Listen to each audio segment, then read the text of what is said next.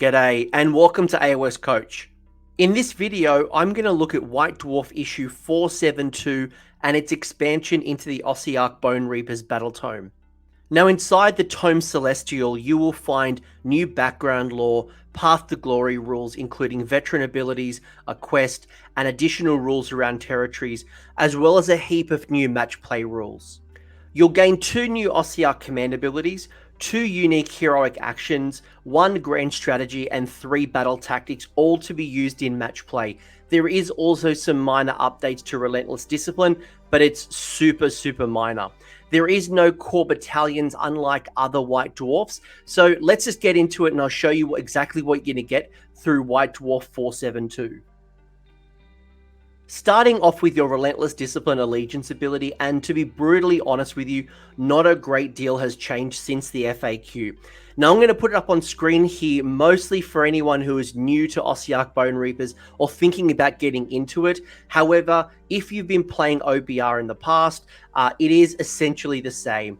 You're going to get your same discipline points depending on the heroes on the table, if you have Catacross or not, if you go first, if you go second, and for every 6 you roll from the pool of dice when you start generating RDP. It is super minor language changes, nothing major.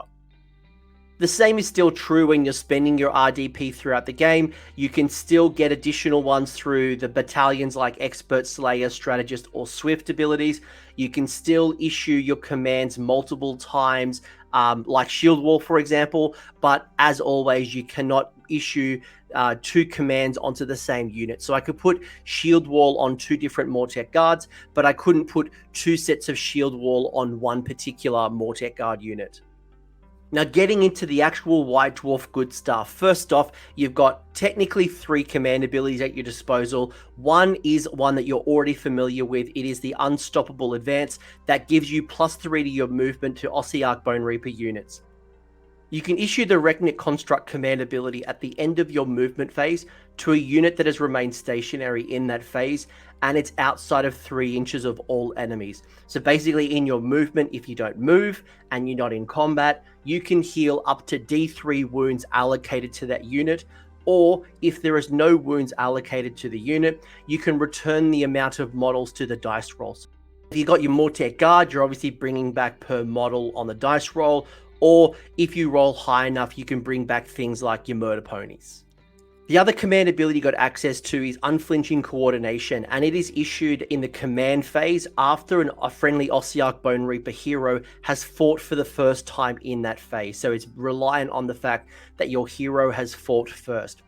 Then that hero specifically can then issue a command to a friendly Ossiarch Bonereapers unit that is not a hero and it has not fought yet.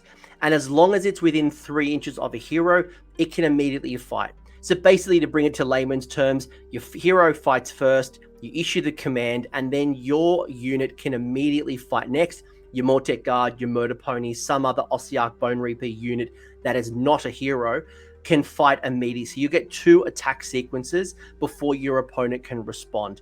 But again, it only happens when a hero fights first, and then you're issuing it to a non-hero to then fight again. I found both these command abilities to be incredibly situational. OBR units want to get into the thick of combat as soon as possible, and with very little shooting at your disposal, you're unlikely to be using a lot of the Recognize constructs. The fact that you can't move is a real red flag for me, because you're likely to be on the defensive. Potentially you are bracing for a charge, but really you want to charge, right?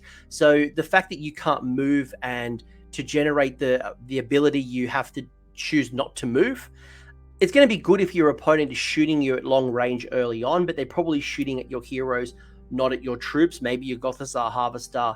Again, incredibly situational from my experience. And when it comes to the other one, Unflinching Coordination, there isn't too many Ossiarch heroes that you want in the front lines of combat outside of, say, Catacross and maybe your Liege Cavalos. Keep in mind that because this command ability is issued in the combat phase, you're likely giving up things like Shield Wall, or if you're running things like Petrifix Elite, I know their command ability too is a combat phase. I don't recall all of the other legions. You just have to keep that in mind. But You know, maybe this will work really well with your murder ponies because their Death Rider Wedge command ability happens in the charge phase, while with your Mortek Guard, if you're looking for that 1-2 punch between the hero and the troops, maybe the Mortek Guard is not the best option. But hey, it's good to have these up your disposal. You've also gained 2 new heroic actions to choose from at the start of the turn.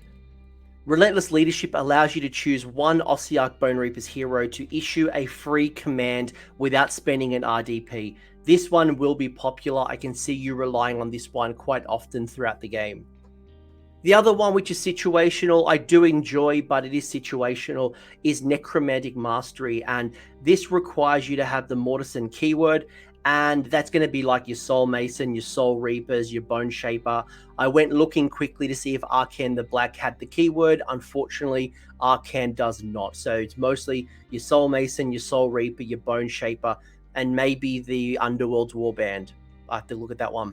But the way Necromantic Mastery works is if you attempt to cast a spell, so essentially the first spell that you try to cast, it cannot be unbound if you successfully cast it. So there's a lot of great spells that you'll likely want to cast. Mystic Shield, Empower Nadirite Weapons, Protection of Nagash, Drain Vitality. I've really grown to like Mortal Contract, but the first spell that wizard tries to cast, if you get it off, your opponent will not be allowed to unbind that. So, you know, my opinion would be looking for something that you really need. Mystic Shield's a great example of one that you'll always want, or Empower Nadirite Weapons.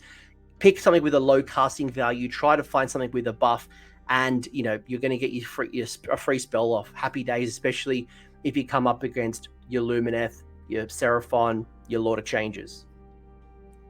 You've gained 1 new grand strategy to choose from, and that is Unrelenting Efficiency. And when the battle ends, you get to complete this grand strategy if you have a friendly Mortek Guard or a Death Riders unit from your starting army with the same amount of models on the table as it had at the start of the battle. So if I had a unit of 10 Mortek Guard and it still has 10 models in the end of the game, I score my grand strategy, so long as one of my units is essentially at full strength. And to be brutally honest with you, if I was an OBR player, I would not take this right now. It's hard for me to justify this particular grand strategy because think about this. At the end of the battle, all your opponent needs to do is kill one of your models. So if you fail to resurrect a unit in full, they take down your Goth as a Harvester. If they go last, so they take the bottom of turn 5 and you have to go first, there's a good chance if I just do 1 damage to that Mortek Guard and you lose it, the grand strategy is over. So for me, it's too swinging right now. I would choose something else from the battle pack. Something that I am excited about is the new battle tactics you get to choose from, and you've gained access to 3 new battle tactics in addition to the ones in the battle pack you're playing with, such as Gurish Heartlands or the Core or whatever you might be playing in the future. You got 3 new battle tactics specifically to OBR. The first one I'll talk about is Trample the Defiant, and that allows you to pick 1 friendly Kavalos Death Rider unit that is more than 3 inches away from the enemy. So you've got to start away from combat. You get to complete this battle tactic if the unit makes a charge. Simple. And it is within 3 inches of an enemy at the end of the turn. So you cannot overkill the unit, essentially. The second one is Unfeeling Recursion, and you complete this battle tactic if 2 or more of your Ossiarch Bonereaper units have slain models returned to them using the Recnet Construct command ability we mentioned a little bit earlier. And then finally, the Tithe Demands, and that allows you to pick 1 friendly enemy hero or monster on the battlefield, and you complete that tactic if that hero or monster has been destroyed. And if you kill it with a Gothsar Harvester, you'll gain an extra victory point. So in my opinion, I really like these 3.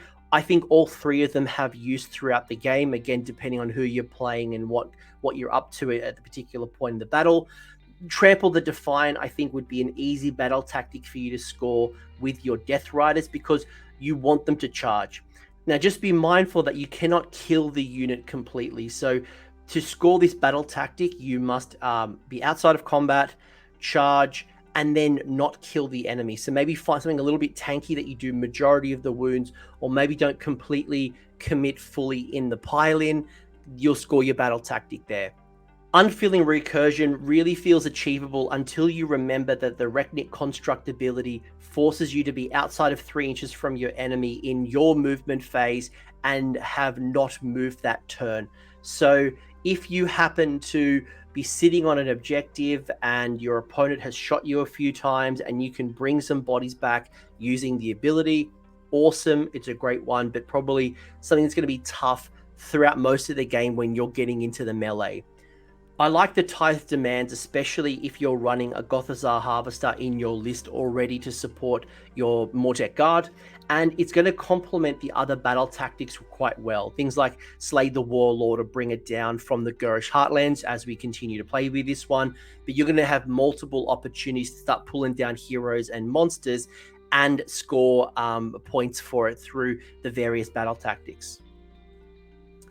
So overall, taking like the 50-foot view on this particular update, I think this White Dwarf issue is a good step in the right direction for you Ossiarch Bonereapers players. However, it's not going to solve the world's problems. If you go 5-0 at a tournament, it's because you've earned it and not because OBR has suddenly become overpowered thanks to these rules. Those heroic actions and those battle tactics are probably my favorite updates for OBR, and I think it's something you're going to use often, especially when you look at that relentless leadership and being able to issue a free command without spending RDP. The unflinching coordination is a really nice 1-2 combat punch if you're building a combat focused hero. So I'm thinking something like your Death Riders or even your Stalkers, because when I think about the Mortek Guard, I'm probably better off with something like Bludgeoning, which is obviously from Petrifix Elite, to gain that -1 rend as opposed to fighting immediately after the hero fought. But you choose the right situation depending on what you're fighting. But if I was a writer of these rules, I think my greatest disappointment is that Reknit Constructs is forced to be only in your movement phase, as opposed to if you allowed it in your opponent's phase as well. I think you would find a much greater use for the Reknit Constructs. But in my opinion, that probably is a bit too situational. But hey, I'd be curious to hear from you, especially OBR players. What do you think of the White Dwarf? I'm not an OBR player, so I'm only looking at this from my point of view and my experiences by playing a lot of OBR opponents. Let me know in the comment section what you think about them. I think there's some good stuff. I think this is definitely a step in the right direction. Leave me a comment in the comment section, and let me know as well if it's changed your list design. Are you thinking about bringing in that Gothizzar Harvester? Will you bring in one of those wizards to be able to use the necromantic heroic action? Thanks for sticking around until the end. I hope you found that video interesting and you walked away with a few new ideas. If you did, I would appreciate it if you hit like on the video, as well as left me a comment. Let me know what your thoughts are in the comment section below. The conversation will continue over on Discord, so links down below in the episode description if you want to join the Discord and continue the Age of Sigmar conversation. I want to give a massive shout out as well to these absolute bloody legends, these champions who have continued to support me through Patreon or YouTube members. That is going directly into supporting the maintenance and the growth of this channel. So thank you very much, guys. Much appreciated. And until next time, roll more sixes.